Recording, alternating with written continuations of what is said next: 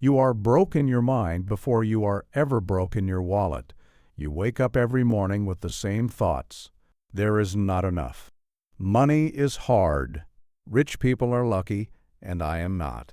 These are not observations. These are commands. You have been programming your own poverty with the precision of a computer operator entering data into a machine. Joseph Murphy taught that the subconscious mind does not know the difference between a fact and a belief. It simply accepts whatever you tell it and then goes to work building that reality in your physical world. Every thought of lack you think is a brick in the prison you are constructing around yourself. Every word of scarcity you speak is a nail sealing the coffin of your financial future. You are not poor because the economy is bad. You are not struggling because you lack education or opportunity. You are experiencing exactly what you have ordered from the kitchen of the universe, and the universe never gets the order wrong. The pain you carry is not just about money. It is the suffocating weight of bills that multiply faster than you can pay them. It is the shame of pretending everything is fine while your credit cards groan under the burden of your desperation.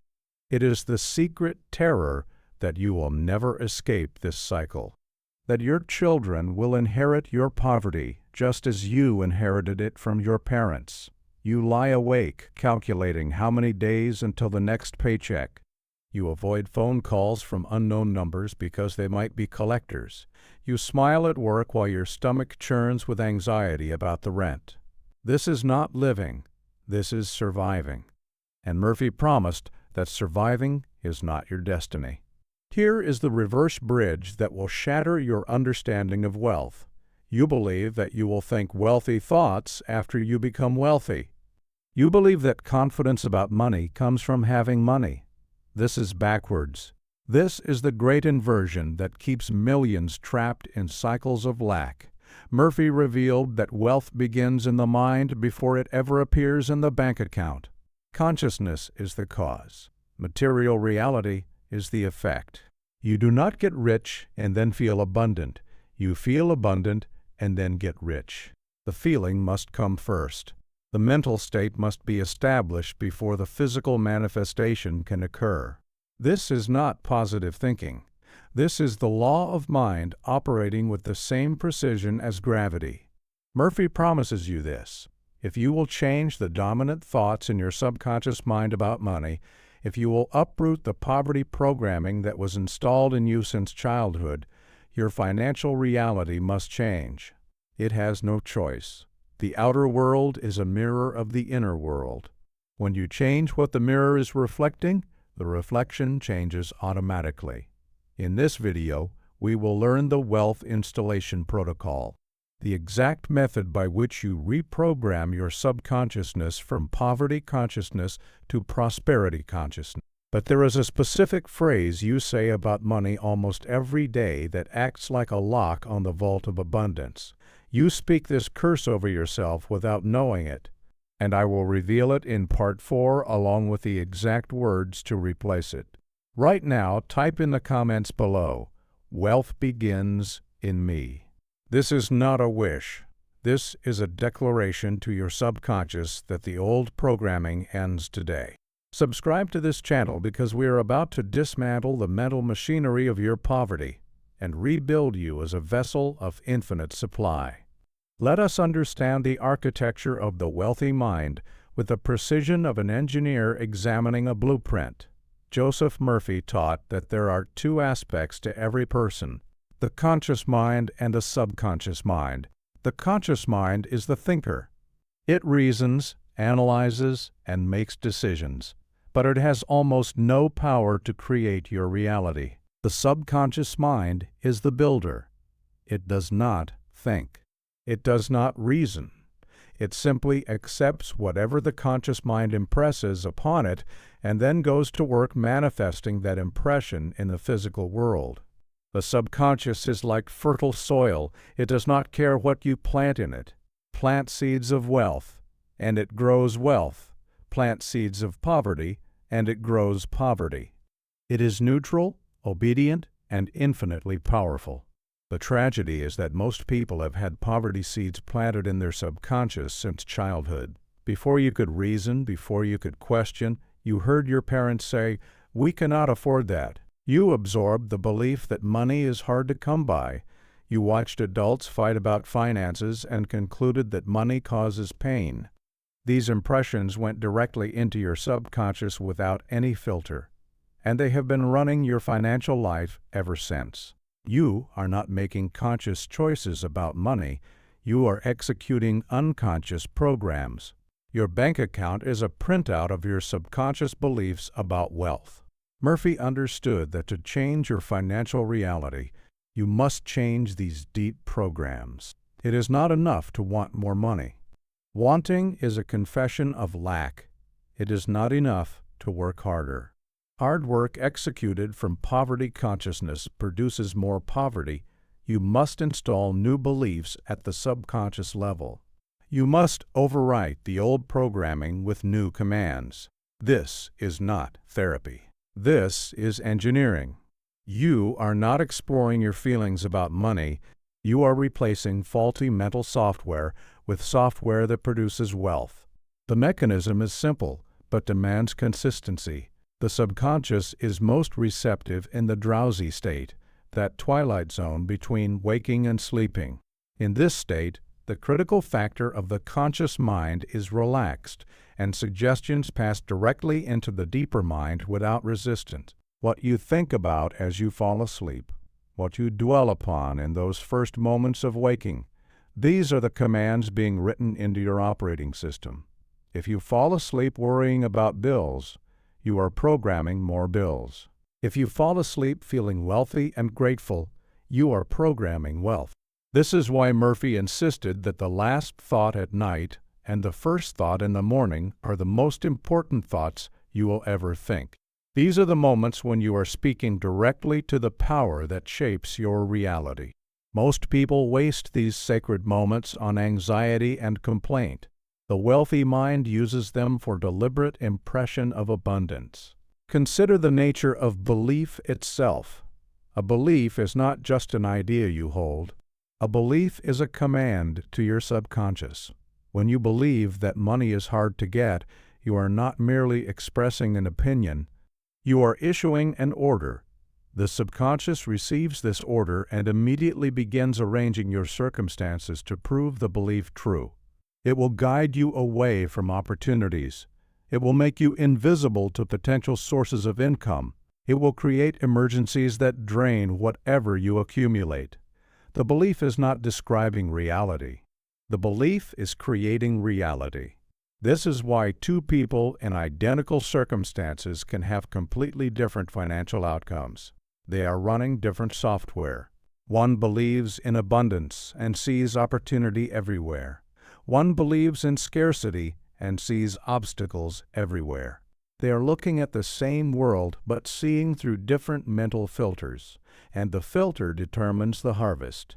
Murphy taught that the wealthy mind is built through repetition. You cannot change decades of poverty programming with one affirmation. You must impress the new belief over and over until it becomes the dominant pattern in your subconscious.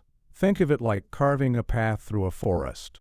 The old path of poverty has been walked so many times it is deep and clear. The new path of wealth must be walked repeatedly until it becomes equally deep. Every time you affirm abundance, you are cutting another step in the new trail. Every time you visualize wealth, you are making the new path easier to follow. The objection people raise is that it feels like lying. You are in debt, and you are supposed to feel wealthy. This is not lying. This is engineering. You are not denying current facts. You are refusing to let current facts determine future reality. You are operating on a higher law than the law of current circumstances. You are operating on the law of mind, which states that consciousness is cause and matter is effect. When you hold the consciousness of wealth regardless of present conditions, you are setting in motion the forces that will change those conditions. Now we must examine the silent saboteur that destroys wealth before it can manifest. This saboteur lives in your vocabulary. It hides in the phrases you speak every day without thinking. and it is constantly sending commands to your subconscious that cancel out any positive work you are doing. Joseph Murphy called this verbal suicide, the practice of speaking death over your finances while hoping for life. The most dangerous phrase in your vocabulary is 3 words: I cannot afford. Every time you speak these words, you are issuing a direct command to your subconscious. You are not describing a temporary situation. You are declaring a permanent identity. You are saying, I am a person who lacks. I am a person for whom this is not available. And the subconscious obeys. It will ensure that you continue to be unable to afford. It will keep you in the frequency of lack, because that is what you have commanded through your speech. Murphy taught that you must eliminate this phrase completely, not reduce it. Eliminate it. When you see something you desire but do not currently have the money for, you do not say, I cannot afford it. You say, I choose not to purchase this right now, or this is coming to me at the right time. Do you see the difference? One is a statement of permanent lack. The other is a statement of temporary choice. One commands poverty. The other leaves the door open for abundance. Other verbal poisons include money is the root of all evil, which programs your subconscious to repel money as something dangerous. Rich people are greedy, which ensures you will never become what you condemn. Money does not grow on trees, which commands your subconscious to believe supply is limited. These are not harmless expressions. They are curses you speak over your own financial life. And the subconscious takes every word literally. The verbal rebuild requires conscious attention to every word you speak about money. When you catch yourself using poverty language, stop. Correct yourself aloud, say cancel that, and then speak the truth you want to create. I live in an abundant universe. Money flows to me easily. I am a magnet for wealth. These are not delusions. They are seeds you are planting in the fertile soil of your subconscious. Speak them with feeling. Speak them with conviction, and watch as your reality begins to shift. Murphy revealed that your words are creative power. In the beginning was the Word. Your words create your world. Every sentence you speak about money is a brick being laid in the structure of your financial future. Build with wisdom. Build with intention. Stop speaking the language of poverty and start speaking the language of kings. There is another saboteur more dangerous than words. It is the pictures you hold in your imagination. Murphy taught that the subconscious thinks in images, not in logic. It responds to the pictures you consistently hold in your mind and works to materialize those pictures in your experience. If you constantly imagine yourself struggling to pay bills, that image is a command. If you imagine yourself being rejected for a raise, that image is a command. If you see yourself in your mind as a poor person fighting for scraps, that image is the blueprint your subconscious is building from. The wealthy mind holds wealthy pictures, not occasionally, constantly. You must build a mental movie of your prosperous life and play it repeatedly in your imagination. See yourself checking a bank account with a large balance. Feel the satisfaction. See yourself living in the home you desire. Feel the gratitude. See yourself giving generously because you have more than enough. Feel the joy of abundance. These images are not fantasy. They are architecture. They are the blueprint you are handing to the master builder within you. Murphy gave a specific technique for this. In the drowsy state before sleep, create a short scene that implies your financial wish fulfilled. Perhaps you are shaking hands with someone congratulating you on your success. Perhaps you are holding a document that confirms your increased income. Perhaps you are simply looking at your bank statement with a smile. The scene must be short, vivid, and repeated until you fall asleep while in the scene. This is not daydreaming. This is deliberate impression. This is surgery on the subconscious. The mistake most people make is holding conflicting images. They visualize wealth for 5 minutes and then spend hours imagining disaster. The subconscious receives both messages and executes the dominant one. If your dominant mental images are of struggle and lack, that is what you will continue to experience regardless of your occasional positive visualizations. Consistency is everything. You must guard the gates of your imagination with the vigilance of a sentry. Every mental image of poverty must be replaced immediately with an image of abundance. This is mental discipline. This is the price of wealth. The law of attraction is not a gentle suggestion from the universe. It is a mathematical certainty that operates with the precision of gravity. Murphy taught that your subconscious mind is a broadcasting station, transmitting the frequency of your dominant beliefs 24 hours a day. Whatever frequency you broadcast, you attract circumstances, people, and opportunities that match that frequency. This is not mysticism. This is mechanics. A radio tuned to a country station does not receive classical music. It receives what it is tuned to receive. You are tuned to a financial frequency right now, and your bank account is the evidence of what station you are playing. If you are broadcasting poverty, you will attract poverty. You will miss opportunities that wealthy people see clearly.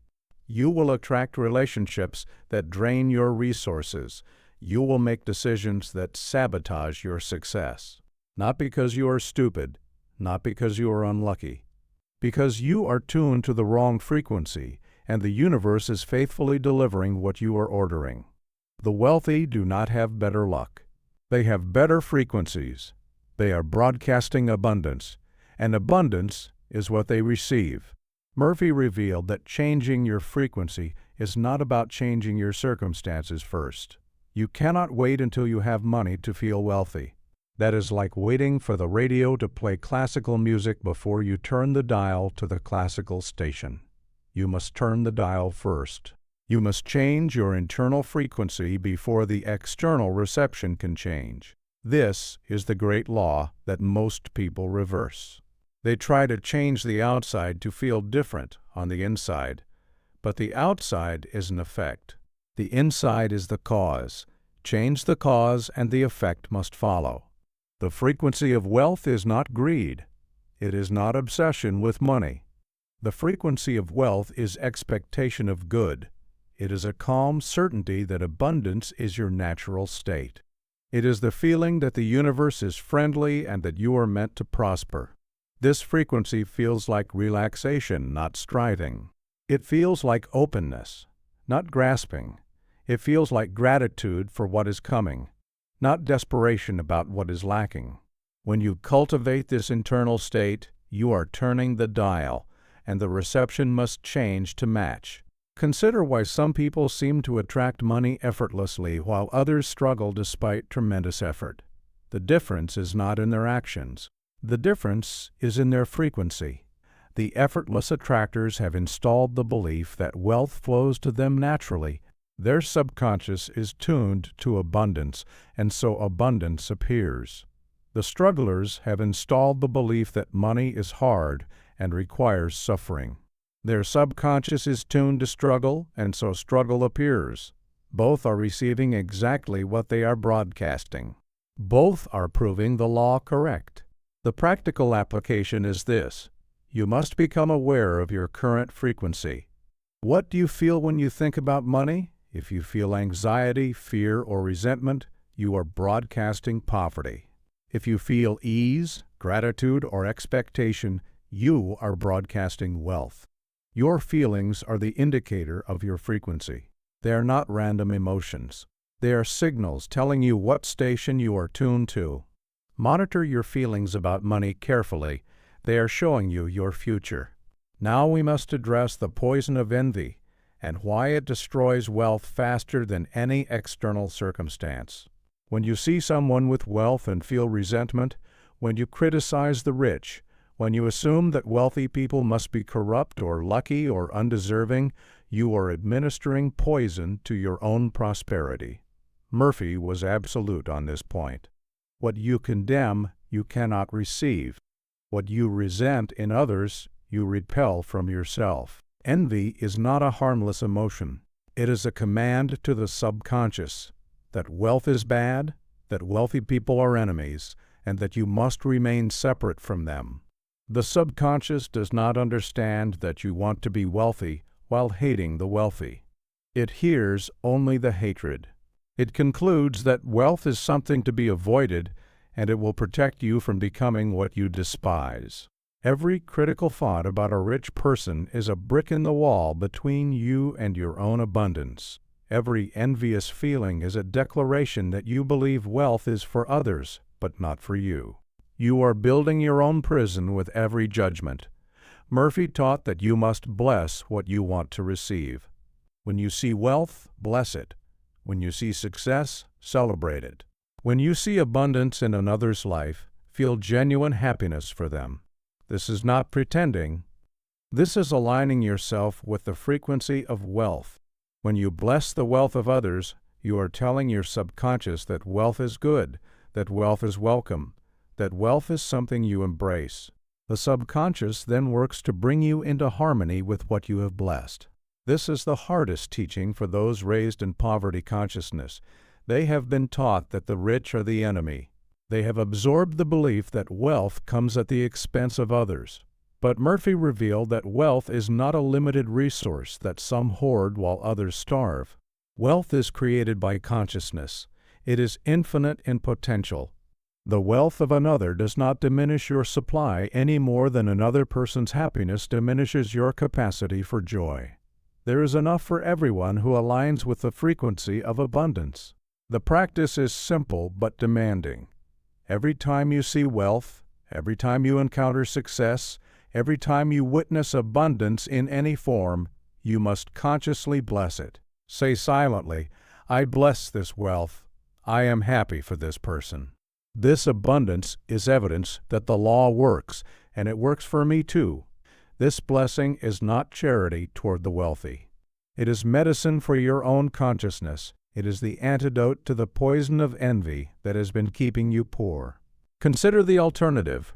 You can continue to resent the wealthy and remain poor, or you can bless the wealthy and join them. The choice is mechanical. The law does not negotiate. It simply executes whatever pattern you impress upon it. If you impress resentment, you receive more to resent. If you impress blessing, you receive more to bless. The wealthy mind chooses blessing because the wealthy mind understands the law. The subconscious mind operates on a principle Murphy called the law of substitution. You cannot simply remove a negative thought and leave a vacuum. Nature abhors a vacuum. If you remove a thought of poverty without replacing it with a thought of wealth, the poverty thought will return. You must substitute. Every time a poverty thought arises, you must immediately replace it with its opposite. This is not suppression. This is replacement. This is mental engineering at its most precise. When the thought arises, "I will never have enough," you do not argue with it. You do not analyze it. You do not give it attention. You simply substitute. You say to yourself, "I always have more than enough. Supply is infinite and it flows to me now." The substitution must be immediate. The substitution must be consistent. Over time, the new thought becomes the dominant pattern and the old thought loses its power. You are literally rewiring your mental circuitry through deliberate practice. Murphy taught that most people fail at mental transformation because they engage with the negative thought. They try to understand why they feel poor. They analyze their childhood programming. They discuss their money blocks with friends. All of this attention feeds the very pattern they want to eliminate. Attention is energy. Whatever you give attention to grows stronger. The law of substitution says stop feeding the problem and start feeding the solution. Do not engage with poverty thoughts. Replace them instantly with wealth thoughts. The practical application requires vigilance. You must become a watchman at the gate of your mind. Every thought about money must be examined. Does this thought serve my wealth or sabotage it? If it sabotages, substitute immediately. Do not wait. Do not let the thought develop. The moment you recognize a poverty thought, inject the wealth thought. I am prosperous. Money comes to me easily. I am a magnet for abundance. The specific words matter less than the immediate substitution. Consider this like training a muscle. At first, the substitution requires effort. The poverty thoughts are strong because they have been practiced for years. But with consistent substitution, the wealth thoughts become stronger. The mental muscle develops. What once required concentration becomes automatic. You reach a point where poverty thoughts cannot gain a foothold because the wealthy mind pattern is so dominant that it repels contradictory input. This is the goal. This is mental mastery. The reason most people never achieve wealth is not lack of opportunity. It is lack of mental discipline. They allow their minds to run wild with fear and negativity. They engage with every anxious thought as if it were important. They feed the poverty pattern with hours of worry and complaint. And then they wonder why their circumstances never change. The circumstances are effects. The thoughts are causes. Master the cause and the effect must follow. This is the law of substitution applied to wealth. Now we arrive at the specific protocol for impressing wealth upon the subconscious mind. This is not theory. This is operational instruction. Murphy gave precise techniques that have created fortunes when applied correctly. The protocol has 3 phases: relaxation, impression, and release. Each phase is essential. Skip any phase and the technique loses its power. Phase 1 is relaxation. The subconscious is most receptive when the conscious mind is relaxed. You cannot impress new beliefs while you are tense, anxious, or mentally active. You must enter a state of deep relaxation where the critical faculty of the conscious mind is suspended. This is the drowsy state Murphy emphasized repeatedly. The best times are just before sleep and immediately upon waking. In these moments, you have natural access to the subconscious, but you can also create this state through deliberate relaxation during the day. Close your eyes, breathe slowly and deeply. Feel your body becoming heavy and comfortable. Let go of all tension. Let go of all thought. Enter the stillness. Phase 2 is impression. Once relaxed, you impress the wealth idea upon your subconscious through one of 3 methods. The first method is affirmation. You repeat a short, powerful statement of wealth with feeling. Wealth flows to me now. I am prosperous in all ways. Money comes to me easily and continuously. The words must be present tense, positive, and personal. Say them slowly. Say them with conviction. Say them as if they are already true, because at the level of mind, they are becoming true with each repetition. The second method is visualization. You create a vivid mental image that implies your wealth is already manifested. See yourself depositing a large check. See yourself living in your desired home. See yourself free from financial worry. The image must be specific and sensory. Feel what you would feel. Hear what you would hear. Make it real in your imagination. Hold this image while in the relaxed state and let it sink into your subconscious as an accomplished fact. The third method is the lullaby technique. You take a single word that represents your desire and repeat it over and over as you fall asleep. Wealth, wealth, wealth, or success, success. The word becomes a vehicle, carrying the idea directly into the subconscious as you cross from waking to sleeping. This is perhaps the simplest technique and one of the most powerful when practiced consistently. Phase 3 is release. After impressing the idea, you must release it. You must let go of how and when the manifestation will occur. Holding on with desperation blocks the subconscious from working. Trust that the impression has been received. Trust that the subconscious is already arranging circumstances. Go about your day in calm expectation. Do not dig up the seed to see if it is growing. Plant it and leave it alone. This release is not passive. It is active faith. It is the certainty that the law is working even when you cannot see evidence yet. The protocol must be practiced daily. Once is not enough. The old poverty programming took years to install. The new wealth programming requires consistent repetition to become dominant. Murphy suggested morning and evening practice at minimum. The wealthy mind is built through daily discipline, not occasional effort. The wealthy mind understands a principle that the poor mind rejects. You must give to receive. This is not charity. This is not moral obligation. This is the mechanical operation of the law of circulation. Murphy taught that money is energy, and energy must flow to remain alive. When you hoard money out of fear, you are damming the river. You are telling the subconscious that supply is limited and must be protected, and the subconscious obeys by limiting your supply even further. But when you give freely and joyfully, you are opening the channel. You are declaring to the subconscious that you are connected to infinite supply and have more than enough to share. This is why generous people often become wealthier while miserly people remain stuck. The generous person is operating in alignment with the law of circulation. They release money without fear, knowing it will return multiplied. The miser operates against the law, clutching every penny and finding that the pennies become harder to hold. You cannot hoard your way to wealth. Hoarding is a poverty action based on a poverty belief. It tells the universe you believe in scarcity, and the universe responds by giving you more scarcity to believe in. Murphy was specific about how to give.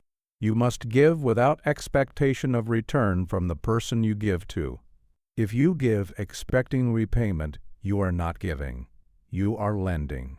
True giving releases the energy completely. You give to the flow itself, trusting that the flow will bring your return through channels you cannot predict. The farmer does not expect the seed he plants to return as that same seed. He expects a harvest from the entire field. Your giving plants seeds in the universal field, and your harvest comes from the entire universe, not from the specific person you gave to.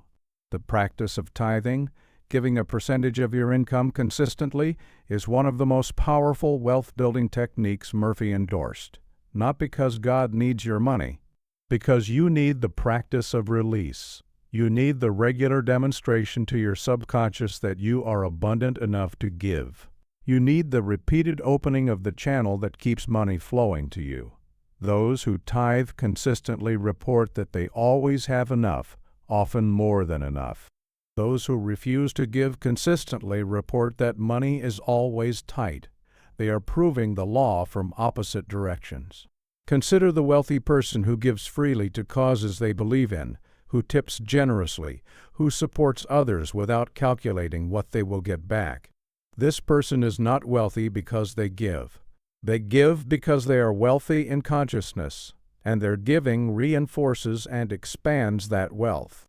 Now consider the person who counts every penny, who resents every expense, who gives only when forced or guilted. This person is not poor because they cannot afford to give. They cannot afford to give because they are poor in consciousness, and their hoarding reinforces and expands that poverty. The action follows the consciousness. Change the consciousness, and the action changes naturally. The giving must be joyful. Resentful giving is not giving. It is purchasing credit while broadcasting poverty. When you give with resentment, the subconscious receives the resentment, not the generosity. Give only what you can give with genuine joy. If that is $1, give $1 joyfully. As your consciousness expands, your capacity for joyful giving expands. Start where you are. Give what you can, and watch the channel open wider and wider as you prove to yourself that you are connected to infinite supply. Now we must address the role of action in wealth creation. Murphy was clear that the subconscious mind is the power, but the conscious mind must provide direction, and the body must provide action. Impressing wealth upon the subconscious does not mean sitting on your couch waiting for money to materialize from thin air. The subconscious works through natural channels. It arranges circumstances, creates opportunities, and guides you toward actions that produce wealth. but you must take the actions. You must walk through the doors that open. You must follow the intuitive nudges that arise. The difference between poverty action and wealth action is the consciousness behind it. Poverty action is desperate, frantic, and fear-based. It grabs at any opportunity without discernment. It works harder and harder hoping to force a result. Wealth action is calm, purposeful, and faith-based. It takes inspired action, action that arises from the inner guidance of the subconscious. It works smarter, following the path of least resistance toward abundance. Both people may appear to be working hard, but one is swimming against the current while the other is flowing with it. Murphy taught that after impressing the wealth idea upon your subconscious, you should remain alert to ideas, hunches, and opportunities that arise. These are the subconscious communicating through intuition. You might suddenly think of a person you should contact. You might feel drawn to a particular business opportunity. You might have an idea for a product or service. These are not random thoughts. These are the subconscious arranging your path to wealth. The wealthy mind acts on these promptings without hesitation. The poverty mind dismisses them, analyzes them to death, or waits until the opportunity passes. The key is to act without attachment to outcome. You take the action because it feels right, because the intuition prompted it, not because you are certain it will produce a specific result. Sometimes the action leads directly to wealth. Sometimes it leads to another action that leads to wealth. Sometimes it appears to lead nowhere, but later proves to be essential. Trust the process. The subconscious sees the entire path. You see only the next step. Take the step. The next one will be revealed. Consider the person who impresses wealth upon their subconscious and then receives an idea to start a side business. They dismiss it because it seems too small. They want to manifest millions, not make an extra few $100s. But that small business was the first link in a chain that would have led to the millions. By dismissing the guidance, they broke the chain. The subconscious cannot deliver the end result without your cooperation on the intermediate steps. Humble yourself to the process. Take the small actions. Trust that they are leading somewhere larger than you can currently see. There is a specific sabotage pattern that destroys wealth after it begins to manifest. Murphy called it the prosperity rejection syndrome. It operates when your subconscious is not yet fully aligned with your conscious desire for wealth. Money begins to come. Opportunities appear. Success starts building. And then something happens. You make a mistake that loses the money. You sabotage the relationship that was bringing opportunity. You develop a health problem that drains your resources. The prosperity that was manifesting suddenly reverses. This is not bad luck. This is the subconscious executing a deeper program that says you do not deserve wealth or cannot handle wealth or are not meant to be wealthy. The conscious mind wanted prosperity, but the subconscious still held poverty programming. And when the two conflict, the subconscious always wins. It has more power. It operates continuously. It will undermine every conscious effort until its programming is changed. Murphy taught that you must address the deserving issue directly. Deep in your subconscious, do you believe you deserve to be wealthy? Do you believe you are worthy of abundance? If there is any doubt, any guilt, any belief that you should struggle, the subconscious will use that belief to reject prosperity. It will find a way to return you to the financial state that matches your self-concept. You cannot maintain a level of wealth that exceeds your sense of deserving. The money will leave through some mechanism. The prosperity will slip through some crack. The cure is to impress upon the subconscious that you absolutely deserve wealth, that abundance is your birthright, that the universe wants you to prosper. You must repeat these impressions until they become the dominant belief. I deserve to be wealthy. I am worthy of abundance. Prosperity is my natural state. These are not arrogance. These are truth.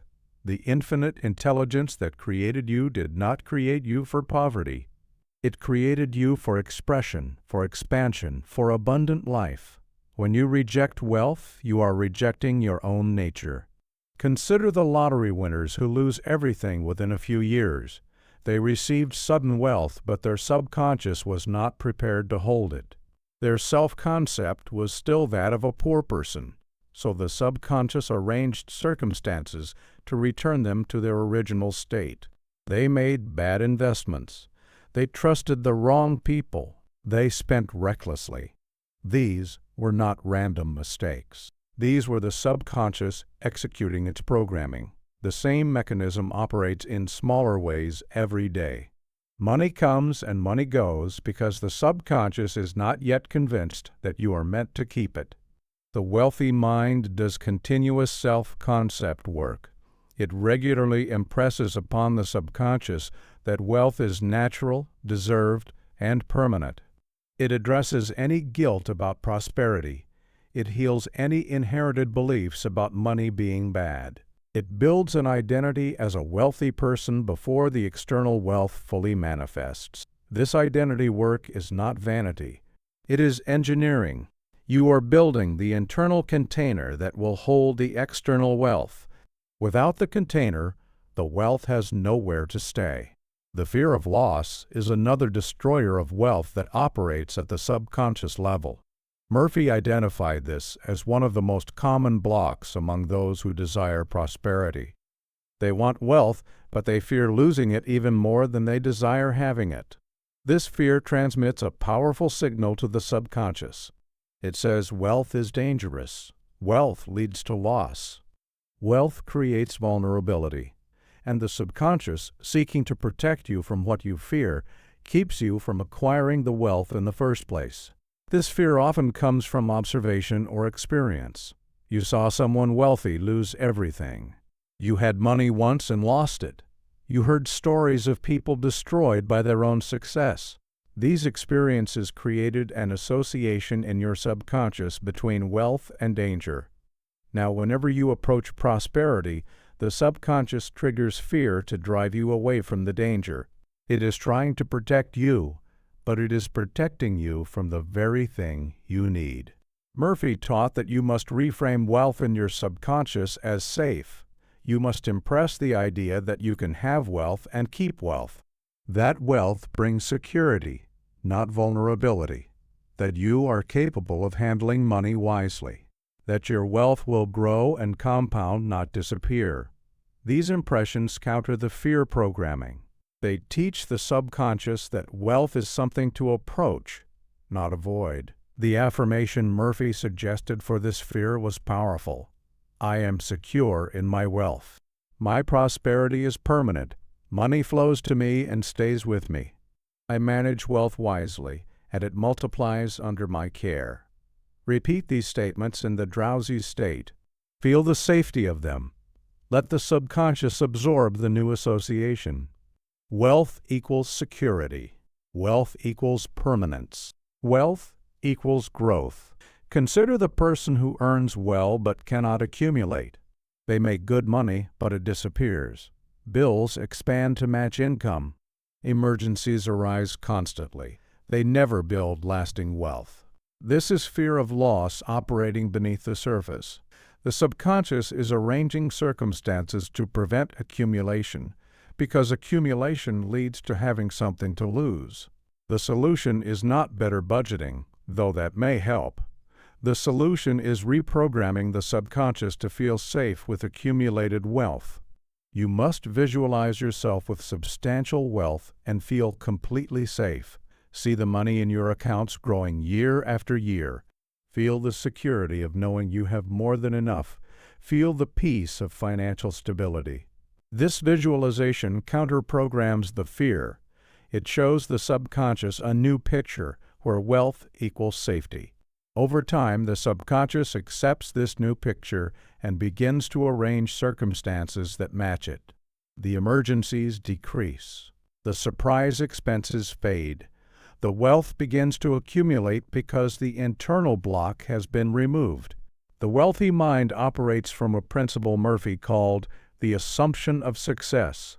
Before any venture, before any negotiation, Before any financial decision, the wealthy mind assumes it will succeed. This is not arrogance or delusion. This is deliberate programming of the subconscious to produce successful outcomes. When you assume success, you transmit confidence. You make decisions from a position of power. You attract cooperation from others who sense your certainty. The subconscious receives your assumption and works to make it reality. The poverty mind operates from the assumption of failure. It enters every opportunity expecting things to go wrong. It prepares for disappointment. It hedges against loss before any gain has been attempted. This assumption transmits fear and weakness. It repels opportunity. It creates the very failure it anticipated. The person then points to the failure as proof that their pessimism was justified, never realizing that their pessimism was the cause, not the prediction. Murphy taught that assumption is creative. Whatever you assume to be true, your subconscious accepts as instruction. If you assume you will be rejected, the subconscious arranges rejection. If you assume you will be accepted, the subconscious arranges acceptance. The assumption comes first. The reality follows. This is why two people with identical qualifications can have completely different results. One assumes success and receives it. One assumes failure and receives it. Both are proving the law correct.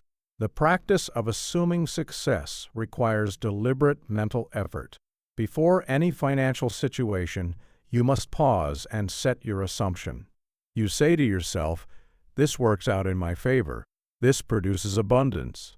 This leads to my prosperity." You feel the assumption is true. You enter the situation carrying that assumption like an invisible force field. People respond to your certainty. Circumstances bend toward your expectation. The outcome aligns with what you assumed. Consider the salesperson who assumes every call will result in a sale versus the one who assumes rejection. Their words may be identical. Their products may be the same, but their results will differ dramatically. The assuming mind creates an energy that influences every interaction. Customers sense confidence and respond with trust. Or they sense doubt and respond with resistance. The assumption is transmitted before a single word is spoken. Master your assumptions and you master your outcomes. The application extends to every area of finance. Assume your investments will grow. Assume your income will increase. Assume opportunities will find you. Assume money problems will resolve. These assumptions are not denial of current reality. They are commands to the subconscious about future reality. The subconscious does not know that you are pretending. It accepts your assumption as instruction and begins the work of manifestation. Over time, the external reality rises to match the internal assumption.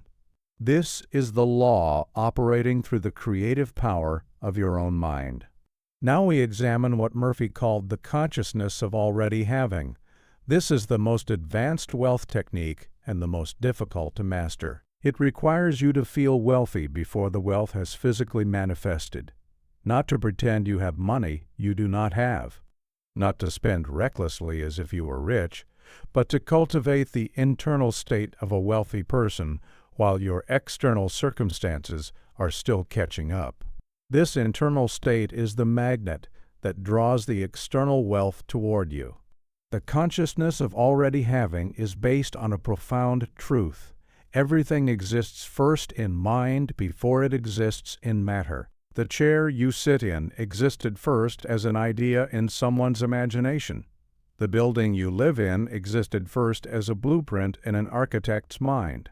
Wealth exists first as a state of consciousness before it manifests as money in your account.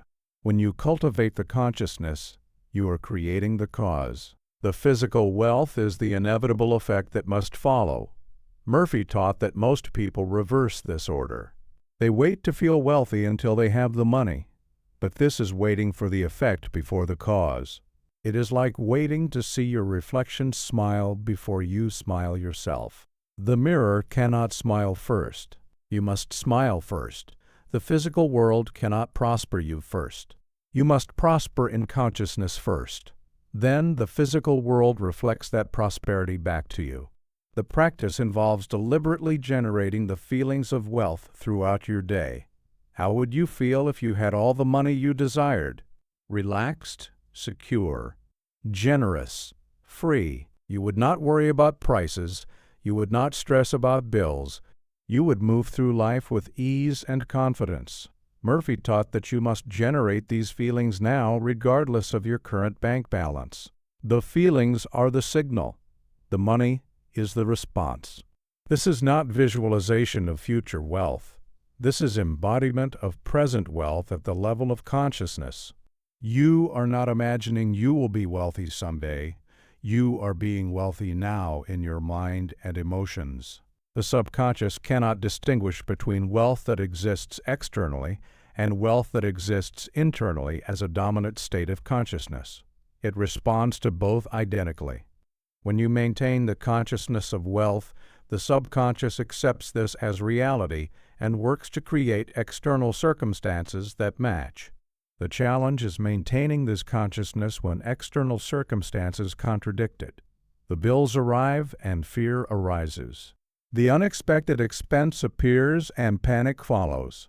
In these moments, you must consciously choose the wealthy consciousness over the reactive poverty consciousness. This is mental discipline at its highest level. This is mastery. Those who achieve it report that circumstances begin to shift rapidly once the consciousness is stabilized. The wealthy mind has a specific relationship with time that differs fundamentally from the poverty mind.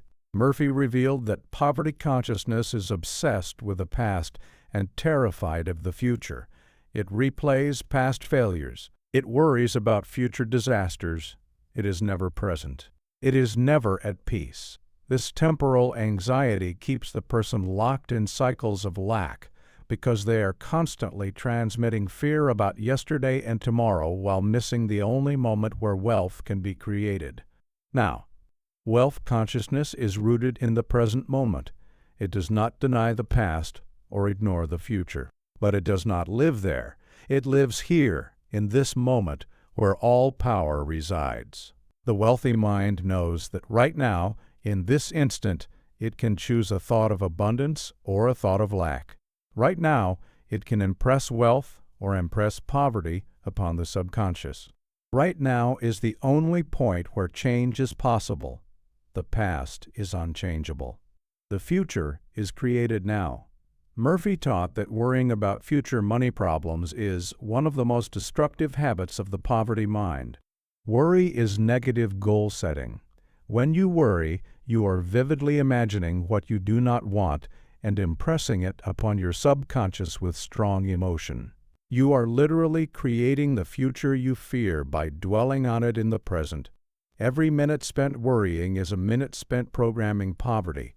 The wealthy mind refuses to worry, not because it is naive, because it understands the creative power of attention. The practice of present moment wealth consciousness is simple. When you notice yourself drifting to past financial failures, return to now. When you notice yourself worrying about future financial problems, return to now. In this present moment, ask yourself, am I okay right now? In this instant, is there enough? Almost always, the answer is yes. In this very moment, you are breathing. You are alive. You are reading these words. The emergency exists only in your imagination of the future. From this present moment awareness, you choose your next thought. You choose abundance. You choose prosperity. You choose to feel wealthy right now because right now is the only time that is real. The past is memory.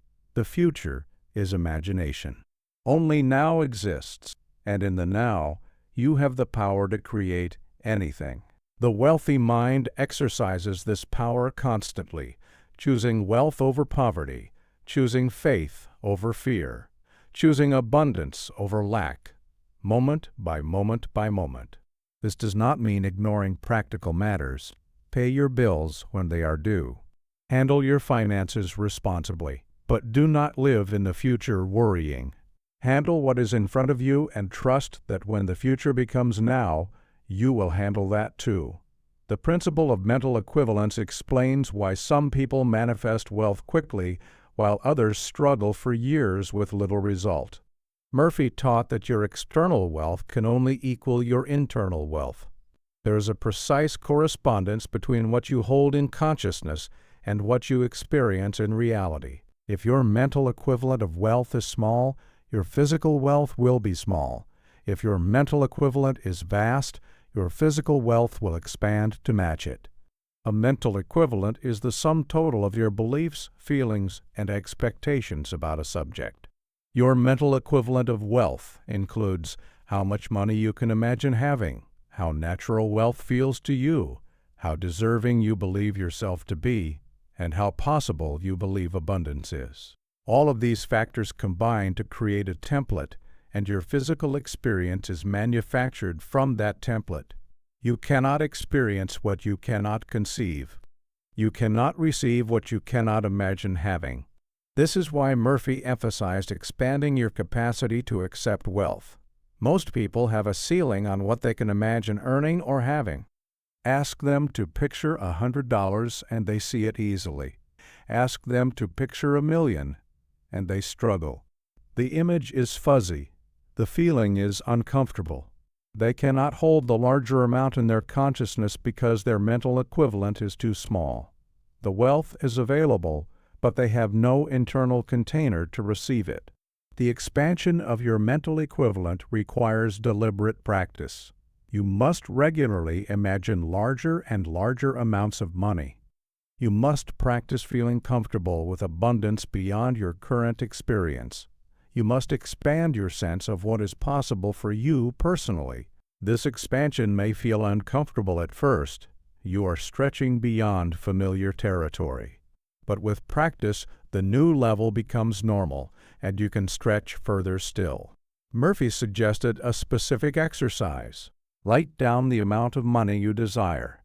Then write down 10 times that amount. Now practice visualizing and feeling the larger amount. Make it real in your imagination. Hold it until it feels natural. This exercise expands your mental equivalent rapidly. Most people have never seriously imagined having 10 times their current goal. By doing so, you are upgrading the template from which your physical reality is manufactured. The person with a small mental equivalent works hard and earns small. They increase effort and earn slightly more. They hit a ceiling and cannot break through. The ceiling is not external. It is internal. It is the limit of their mental equivalent. They must expand inside before they can expand outside. When they do the internal expansion work, the external ceiling suddenly breaks. Opportunities appear. Income jumps. What seemed impossible becomes inevitable. Gratitude is the great multiplier that accelerates every wealth technique Murphy taught. A grateful mind is a magnetic mind. It attracts more of what it appreciates. An ungrateful mind repels abundance. It focuses on lack, and lack multiplies. Murphy was emphatic that you cannot attract wealth while complaining about your current finances. Complaint is a poverty broadcast. Gratitude is a wealth broadcast. You must choose which signal you will transmit.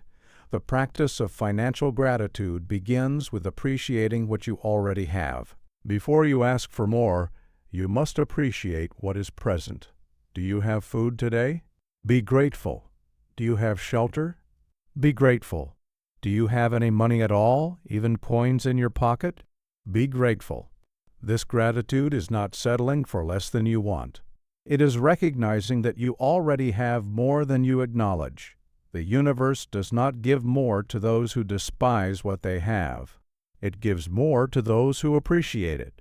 Murphy taught that gratitude creates a mental state that attracts increase. When you feel grateful, you feel wealthy. You feel that life is giving you good things. This feeling is a signal to the subconscious that you are in the flow of abundance. The subconscious responds by opening more channels of abundance. What you appreciate, appreciates. What you are grateful for grows. This is not poetry. This is the mechanical operation of mental law. The wealthy mind practices gratitude continuously. It wakes grateful, it sleeps grateful. It finds reasons to appreciate throughout the day. This is not because wealthy people have more to be grateful for. It is because they understand that gratitude creates more. They are grateful first, and then they receive more to be grateful for. The poverty mind waits to be grateful until things improve. Things never improve because the poverty broadcast continues uninterrupted. A specific technique Murphy recommended is the gratitude statement for money. Each time you spend money, instead of feeling loss, feel grateful. Say silently, "I am grateful for the money to pay this bill. I am grateful for the abundance that allows this purchase. I am grateful that money flows through my life." This transforms spending from a poverty experience to a wealth experience. You are no longer losing money. You are circulating abundance and being grateful for the privilege. The multiplication effect of gratitude cannot be overstated. It amplifies every other technique. Visualization with gratitude is more powerful than visualization alone. Affirmation with gratitude penetrates deeper than affirmation alone. The feeling of gratitude is a carrier wave that transports your wealth commands directly into the subconscious. The wealthy mind understands that words are not merely descriptions of reality. Words are architects of reality. Murphy taught that every word you speak about money is a command to your subconscious mind. Your vocabulary is your financial blueprint. The poverty mind speaks poverty language and builds a poverty life. The wealthy mind speaks wealth language and builds a wealthy life. There is no escape from this law. Your words are creating your world whether you believe it or not. The most destructive financial word is the word struggle. I am struggling to pay bills. I am struggling to get ahead. I am struggling with money. Every time you use this word, you are commanding your subconscious to create more struggle. The word itself carries the energy of difficulty, of hardship, of uphill battle. The subconscious receives this command and faithfully produces circumstances that match the struggle you have declared. You are not describing your situation. You are perpetuating it. Murphy taught that you must eliminate poverty words and replace them with wealth words. Instead of struggle, say progress. I am making progress with my finances. Instead of broke, say building. I am building my wealth. Instead of cannot afford, say choosing differently. I am choosing to invest elsewhere. These substitutions are not semantic games. They are surgical interventions on the subconscious programming that is creating your financial reality. The wealthy mind also speaks in abundance terms even when describing challenges. A problem becomes an opportunity. An expense becomes an investment. A setback becomes a setup for comeback. This is not denial of difficulty. This is reframing difficulty through the lens of wealth consciousness. The subconscious responds to the frame, not the facts. When you frame everything through abundance, abundance is what multiplies. Consider the person who constantly says, "Money is tight." They are commanding tightness. They are instructing their subconscious to constrict the flow. Now consider the person who says money is flowing. They are commanding flow. They are instructing their subconscious to open the channels. Both people may have the same bank balance today, but their tomorrows will differ dramatically because their commands differ. The words create the trajectory. The trajectory determines the destination. The practice of wealthy speech requires constant vigilance. You must monitor every sentence that leaves your mouth regarding finances. When you catch yourself using poverty language, stop. Correct yourself aloud. Say, "Cancel that," then speak the wealth version. This interruption pattern breaks the old habit and installs the new one. Over time, wealthy speech becomes automatic. You no longer have to monitor because the new vocabulary has become your default. Murphy emphasized speaking wealth words with feeling. Flat recitation accomplishes little. But when you say, "Money flows to me easily," and you feel the ease, You feel the flow. The impression penetrates deeply. The subconscious responds to emotion more than words. Words plus feeling equals command. Speak your wealth vocabulary with conviction, with joy, with certainty. Let your voice carry the energy of abundance. Let your tone transmit prosperity. Your words are spells, and you are casting your future. The subconscious mind has a remarkable property that Murphy called compounding belief. Just as money compounds through interest, beliefs compound through repetition and emotional reinforcement. A small belief held consistently becomes a dominant belief over time. A wealth belief repeated daily becomes stronger each day. After weeks, it has significant power. After months, it becomes unshakable. After years, it is the foundation of your entire financial reality. The wealthy understand this compounding and invest in their beliefs accordingly. The poverty mind does not understand compounding. It tries a technique for a few days, sees no result, and quits. It does not realize that the belief was compounding beneath the surface, building strength, approaching the threshold of manifestation. By quitting, they forfeited all the compound growth they had accumulated. They returned to zero and wondered why nothing works. Everything works if you allow it to compound. Nothing works if you abandon it before the compounding reaches critical mass. Murphy taught that you must commit to your wealth beliefs for the long term. You are not testing a technique. You are installing a new operating system. The installation takes time. There will be a period where the old system is still running while the new one is loading. During this transition, circumstances may not change visibly. The poverty mind interprets this as failure. The wealthy mind interprets this as installation in progress. It continues the practice, knowing that the compound effect is building. The mathematics of belief compounding are exponential, not linear. In the beginning, progress seems slow. You affirm wealth for a week and nothing happens. You visualize for a month, and circumstances remain the same. This is the flat part of the exponential curve, but if you continue, you reach an inflection point where the compounding accelerates rapidly. Suddenly, opportunities appear everywhere. Money comes from unexpected sources. What seemed impossible becomes inevitable. You have reached the steep part of the curve where compound belief produces compound results. Consider two people who start the same wealth practice on the same day. One quits after 30 days because nothing has changed. One continues for a year. At the end of the year, the one who continued has manifested significant wealth. The one who quit is still struggling and now believes that mental techniques do not work, but the technique worked perfectly. It simply requires time to compound. The quitter did not give it time. They wanted linear results from an exponential process. They did not understand the law of compounding belief. The practice is simple. Choose your wealth beliefs. Affirm them daily without exception. Visualize them nightly without exception. Feel them continuously without exception. Do not evaluate results for at least 90 days. Let the compound effect build. Trust the process. The wealthy mind knows that consistency over time produces miracles. What looks like overnight success is actually years of compounding, finally reaching visible manifestation. The wealthy mind maintains what Murphy called a prosperity atmosphere around itself at all times.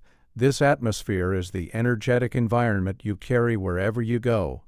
It is created by your dominant thoughts, your habitual feelings, and your consistent expectations. People can sense this atmosphere even if they cannot name it. They feel comfortable doing business with you. They trust you with opportunities. They want to be in your presence. The prosperity atmosphere attracts prosperity people, prosperity circumstances, and prosperity outcomes. The poverty atmosphere repels abundance. It carries the energy of desperation, of lack, of fear. People sense this atmosphere and unconsciously withdraw. They do not offer opportunities because something feels off. They do not trust with large responsibilities because the energy does not match. The person wonders why they are passed over, never realizing they are broadcasting a signal that repels the very things they desire. The atmosphere is invisible, but its effects are completely visible. Murphy taught that you create your atmosphere through mental discipline. Every thought contributes to the atmosphere.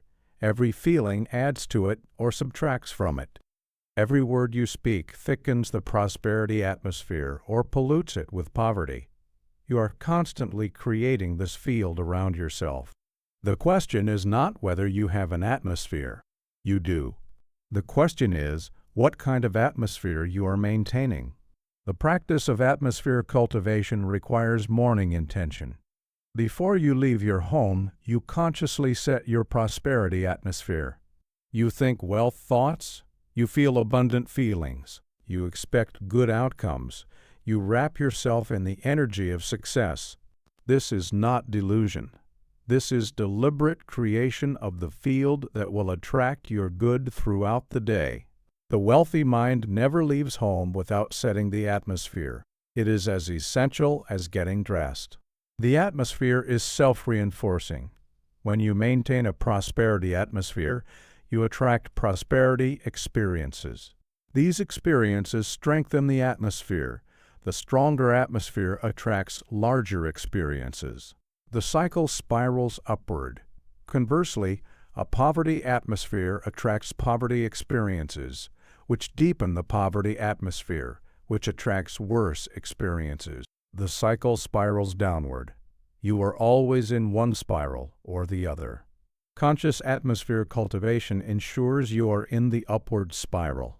Consider entering a room for a business meeting. One person enters carrying a poverty atmosphere. They feel small, worried, and uncertain. The room senses this. The meeting goes poorly. Another person enters carrying a prosperity atmosphere. They feel confident, valuable, and certain. The room senses this. The meeting goes well. Same room, same people waiting. Different outcomes entirely. The atmosphere preceded the words and determined the result before a single sentence was spoken. Now we must examine the wealthy mind's relationship with problems. The poverty mind sees problems as evidence that life is against them. Every obstacle confirms their belief in struggle. Every setback proves that success is not meant for them. They accumulate problems as evidence for their poverty case. They build an identity around being someone who has problems, and the subconscious, hearing this identity, faithfully provides more problems to support the identity they have claimed. The wealthy mind sees problems as invitations to grow. Every obstacle is a threshold to a higher level. Every setback contains the seed of a greater comeback.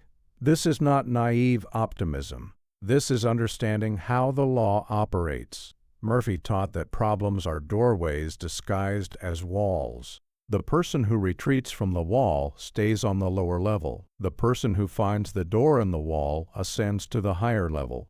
Most wealth lies on the other side of problems that poverty minds refuse to solve. The subconscious responds to your interpretation of problems, not the problems themselves.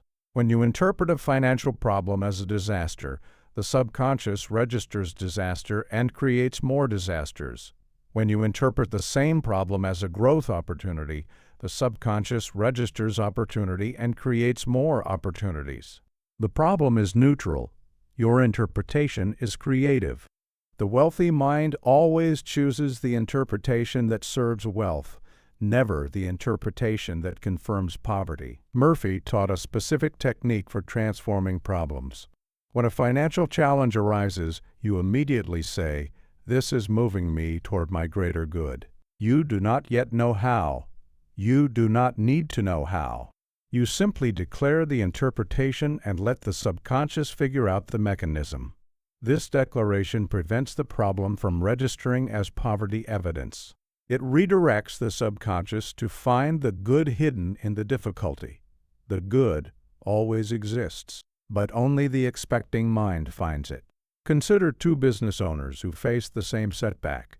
Both lose a major client. The poverty mind owner spirals into fear. They cut costs desperately. They make fear-based decisions that damage the business further. The wealthy mind owner declares, "This is moving me toward my greater good." They stay calm. They make strategic decisions. Within months, they have 2 clients larger than the one they lost. The setback was identical.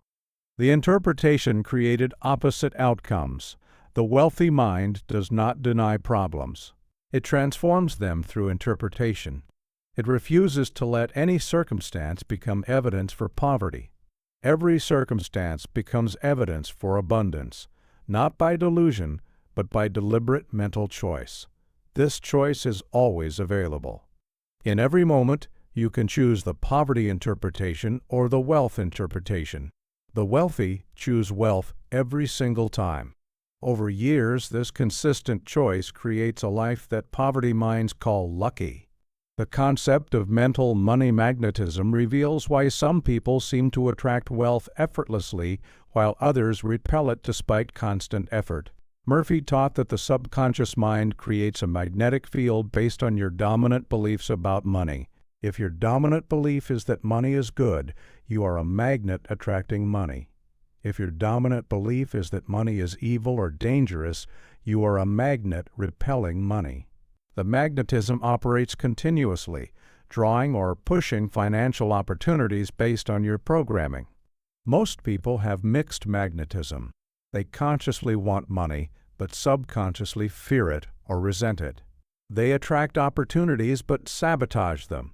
They receive money but lose it quickly. This mixed signal creates a frustrating pattern of almost but not quite. The conscious desire pulls money toward them. The subconscious fear pushes it away. They exist in a state of financial limbo, never quite broke but never quite wealthy. The solution is to purify the magnetism by aligning conscious and subconscious on the same signal. Murphy identified the common sources of negative money magnetism: childhood programming that said money is the root of evil, observing parents fight about finances and concluding money causes conflict, cultural messages that wealthy people are corrupt, religious teachings misinterpreted to mean poverty is spiritual. All of these create subconscious associations that repel money. You may not consciously remember absorbing these beliefs, but they are operating in your subconscious right now, pushing away the abundance you desire. The purification of money magnetism requires direct confrontation with these hidden beliefs. You must ask yourself sincerely, what do I really believe about money? What do I believe about wealthy people?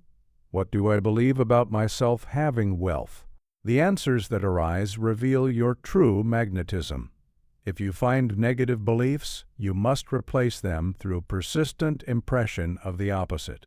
Money is good. Wealthy people can be wonderful. I deserve abundance. These impressions, repeated in the drowsy state, gradually purify the magnetic field. Consider money magnetism like a literal magnet. A pure magnet attracts powerfully. A corrupted magnet with mixed poles attracts weakly or not at all. Your beliefs about money determine the purity of your financial magnet. Every positive belief strengthens the attraction. Every negative belief weakens it or creates repulsion. The wealthy mind continuously purifies its magnetism through deliberate belief management. It refuses to hold any belief that repels money. It cultivates only beliefs that attract money. The practice of strengthening money magnetism is daily work. Each morning, affirm your positive beliefs about money. Money is flowing to me now. Wealth is my natural state. I attract prosperity easily. Each night, visualize yourself as a powerful magnet drawing abundance from all directions. Feel the attraction. Feel the pull of money toward you. This practice strengthens the magnetic field over time. The wealthy mind operates from what Murphy called the infinite source consciousness.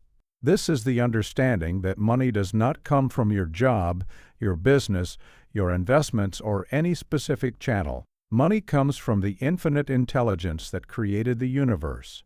Your job is merely a current channel, not the source. Your business is a current channel, not the source. When you confuse the channel with the source, you become terrified of losing the channel. You cling to jobs you hate. You stay in situations that diminish you. You operate from fear because you believe your supply depends on this one fragile stream. The poverty mind believes in limited sources. It thinks if this job ends, I am finished. If this client leaves, I am ruined. If this investment fails, I am destroyed. This belief creates desperate energy that actually repels abundance. People sense the desperation. Opportunities withdraw from the grasping energy. The very clinging that is meant to preserve the channel ends up choking it. The poverty mind creates the loss it fears through the fear itself. This is the terrible irony of source confusion. Murphy taught that the infinite intelligence has unlimited channels through which it can supply you. When one channel closes, another opens. When a door shuts, a window appears. But you must believe this for it to operate in your experience. If you believe in limited sources, you experience limited sources. If you believe in infinite source with unlimited channels, you experience exactly that. The belief comes first. The experience follows. This is the law that never varies. The practice of infinite source consciousness is affirming regularly that your supply comes from the infinite, not from any person, place, or situation. You say my supply comes from the inexhaustible source of the universe. Channels may change, but my source never changes. I am connected to infinite abundance that flows to me through perfect channels. This affirmation liberates you from fear. It frees you from desperate clinging. It allows you to hold your current channels loosely, knowing that the source behind them is eternal. Consider the employee who loses their job unexpectedly. The poverty mind panics because it believed the job was the source. The wealthy mind stays calm because it knows the job was just a channel. The source remains. A new channel will appear, and often the new channel is larger than the old one. The job loss that seemed like disaster becomes the doorway to greater prosperity. But only the infinite source consciousness can see this doorway. The limited source consciousness sees only a wall. The liberation of infinite source consciousness extends to all financial relationships. You no longer resent clients who leave because new clients will come. You no longer fear economic downturns because the source is beyond economics. You no longer worship any channel because you worship only the source. This is financial freedom at the deepest level. Not freedom from work, but freedom from fear. Not freedom from channels, but freedom from dependence on any single channel. The source is infinite, and you are connected to it eternally. The wealthy mind practices what Murphy called prosperous expectation. This is the continuous anticipation of good fortune. Not hoping for good things, expecting them. There is a vast difference between hope and expectation. Hope contains doubt. It says maybe good things will come. Expectation contains certainty. It says good things are coming, and I am preparing to receive them. The subconscious responds to expectation far more powerfully than to hope. Hope creates occasional results. Expectation creates consistent results. The wealthy mind expects wealth as certainly as it expects the sun to rise. Prosperous expectation is not based on current evidence. It is based on understanding the law. When you plant a seed, you expect a harvest not because you see the harvest, but because you understand how seeds work. When you impress wealth upon your subconscious, you expect manifestation not because you see the money, but because you understand how the subconscious works. The expectation is logical, not magical. It is the reasonable anticipation of effect following cause. You have created the cause. The effect must follow. Therefore you expect it. Murphy taught that expectation opens doors that doubt keeps closed. When you expect opportunities, you notice opportunities. Your reticular activating system, The filter in your brain that determines what you perceive is programmed by your expectations. Expect poverty, and you filter out opportunities while noticing obstacles. Expect prosperity, and you filter out obstacles while noticing opportunities. Two people walk down the same street. One sees nothing useful. One sees 3 business opportunities. The difference is not in the street. The difference is in the expectation. The practice of prosperous expectation requires morning programming. Before your day begins, you set your expectation. Today I expect good fortune. Today I expect profitable opportunities. Today I expect money to flow to me in expected and unexpected ways. This programming tunes your perception to match your expectation.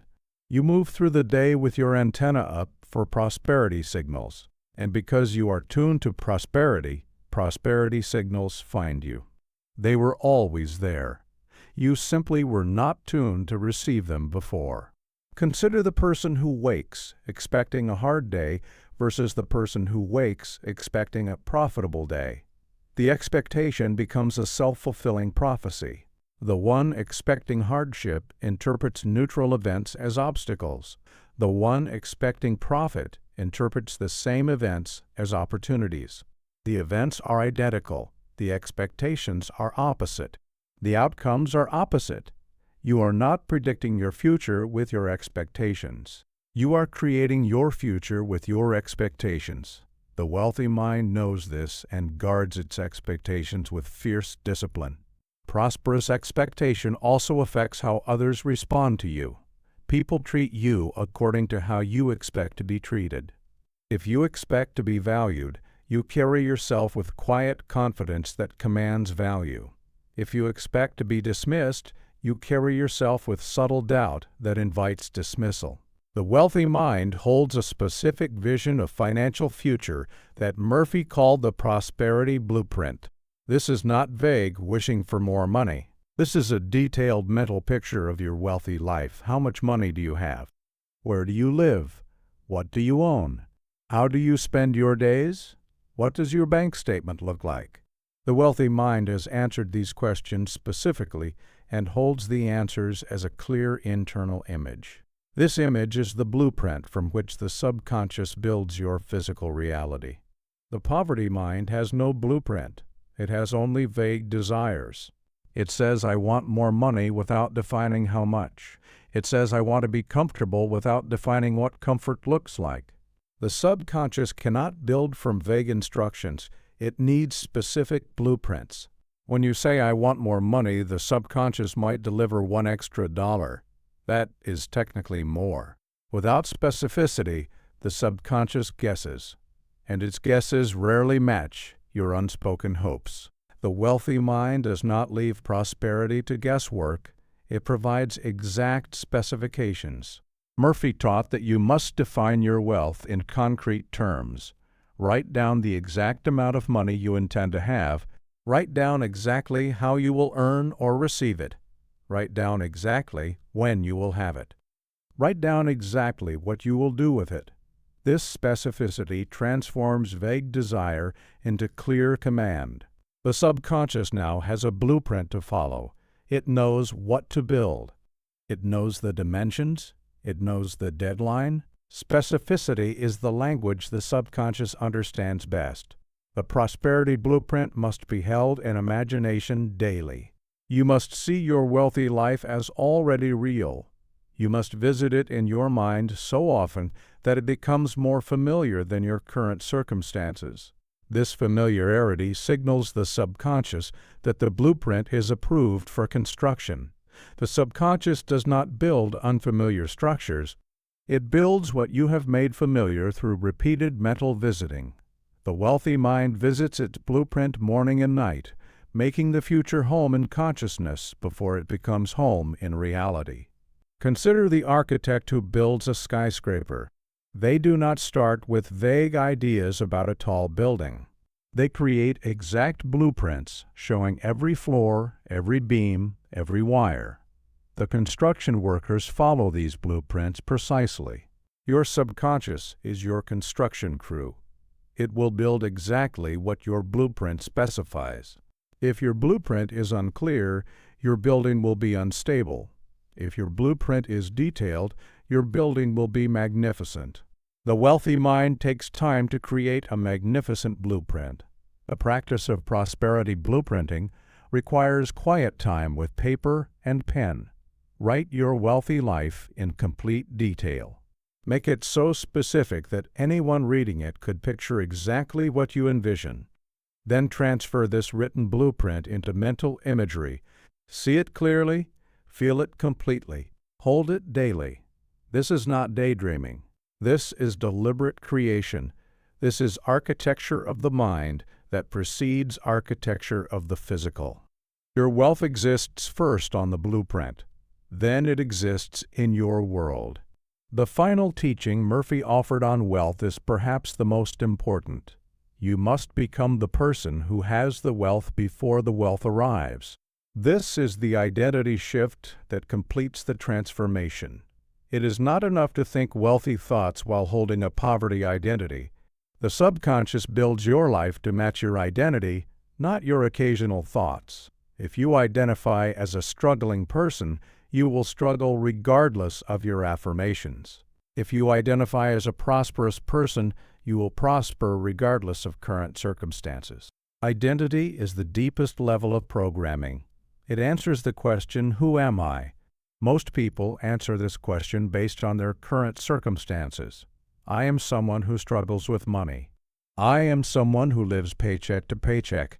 I am someone from a poor family. These identity statements lock them into the very reality they want to escape. They are not describing themselves. They are defining themselves, and the definition becomes the prison. Murphy taught that you must claim your prosperous identity before the evidence appears. You say, I am a wealthy person. I am someone to whom money flows easily. I am a prosperous being expressing my natural abundance. These are not lies. They are declarations of truth at the level of consciousness. At the deepest level, you are infinite potential. You can be anything. By claiming the prosperous identity, you are selecting which potential you will actualize. You are not pretending. You are becoming. The identity shift requires speaking, acting, and deciding as the wealthy version of yourself. When making a financial decision, ask, what would the wealthy me do? When speaking about money, ask, what would the wealthy me say? When facing a challenge, ask, how would the wealthy me respond? This practice gradually installs the new identity. The wealthy me becomes simply me. The shift is complete. The external wealth follows naturally. Consider two people with identical goals but different identities. One says, I am trying to become wealthy. One says, I am wealthy and allowing it to manifest. The first has the goal outside of identity. The second has the goal inside identity. The second will manifest faster because their subconscious is building from identity, not from desire. Desire says, I lack this. Identity says, I am this. The subconscious responds to identity with far more power than it responds to desire.